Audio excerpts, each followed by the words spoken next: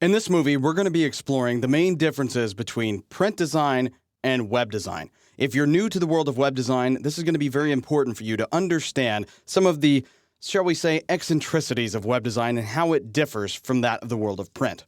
So first of all, print is an actual thing. It's something that we have the ability to touch, feel, and we can share it with our friends. The web is a little different. The web is an experience. It's fluid, interactive, and it's constantly evolving. Print is great for things like books, magazines, and catalogs, business cards, envelopes, and letterhead. It's also great for posters, flyers, and billboards.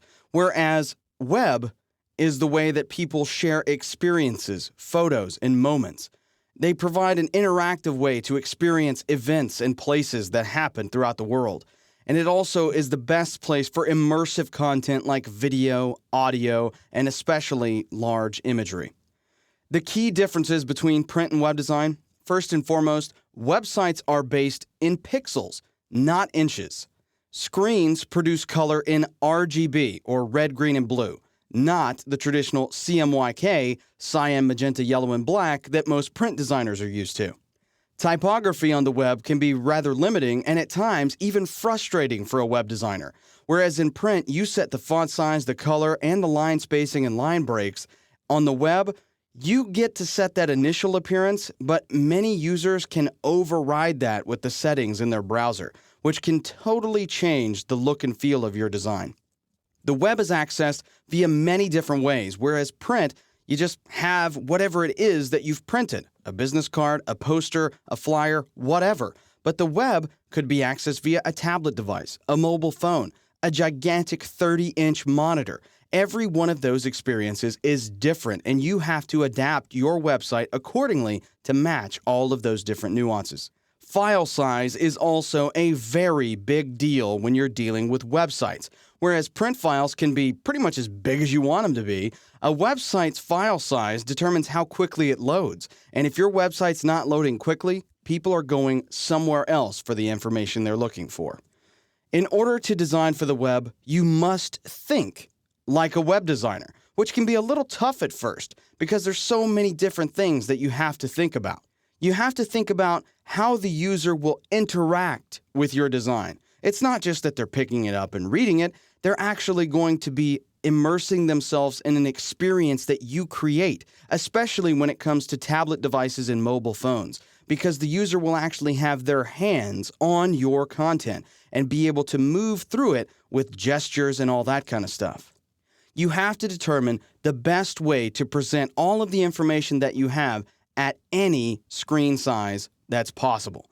Now, that's way different from the print world, because in print, you're locked into a specific page size. On the web, there's no such thing as page size, really. There's no 8.5 by 11. There's no tabloid. There's no A sizes. None of that stuff exists. You've just got desktop, tablet, mobile, retina, regular DPI, high DPI. There's all kinds of different things, and you have to know how to make your content and the information be presented in the best way possible.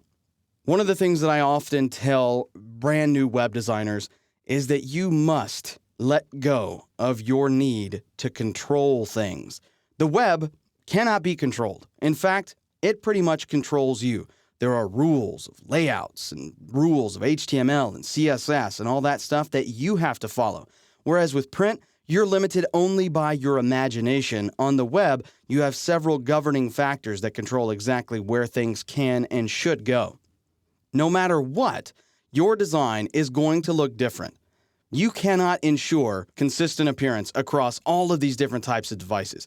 Even across the same type of device, your website is going to look different from one desktop to another, from one laptop to another, and from one phone to another.